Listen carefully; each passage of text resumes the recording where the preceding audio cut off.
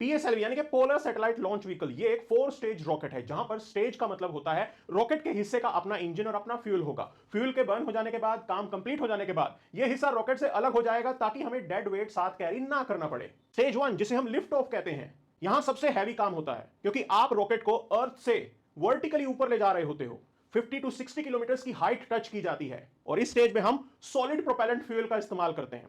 तो इसे टफ क्यों माना जाता है? यहां चैलेंज है, अर्थ ग्रेविटी के साथ आप एयर ड्रैग को भी काउंटर कर रहे होते हो, जिसके लिए एक्स्ट्रा फ्यूल बर्न होता है और आपको काफी ज्यादा थ्रस्ट जनरेट करना पड़ता है। फ्यूल खत्म हो जाने के बाद यह हिस्सा रॉकेट से अलग हो जाएगा और इस स्टेज का ड्यूरेशन तकरीबन 2 मिनट का रहता है। यह स्टेज रॉकेट का सबसे भारी हिस्सा होता है। स्टेज 2 में हमारा फोकस स्पीड और डायरेक्शन पर होगा और इसके लिए हम इंडिजिनसली डेवलप्ड विकास इंजन का इस्तेमाल करते हैं, जिसके अंदर लिक्विड फ्यूल का यूज होगा। यहां पर आप वर्टिकली और हॉरिजॉन्टली एक साथ मूव करते हो। 220 से 250 किलोमीटर के ऑल्टीट्यूड पर हम 14,000 किलोमीटर पर आवर की स्पीड अचीव करते हैं और इस स्टेज के बाद रॉकेट का वेट सिर्फ 10 टू 20% ही रह जाएगा। स्टेज 3 बेहद ट्रिकी मानी जाती है और आप इस स्टेज में सॉलिड फ्यूल यूज करते हो, क्योंकि इस स्टेज में हम रैपिड एक्सेलरेशन को जनरेट करते हैं ताकि 26,000 टू 28,000 किलोमीटर पर आवर की स्पीड अचीव की जा सके। तो ये काम कैसे करता है? सॉलिड फ्यूल बर्न होकर गैस बनाता है, जिसे हम गैस कंबशन चैम्बर में भरते हैं ताकि प्रेशर इंक्रीज हो सके। फिर नोजल से इसे कैलकुलेटेड वे में रिलीज किया जाता है।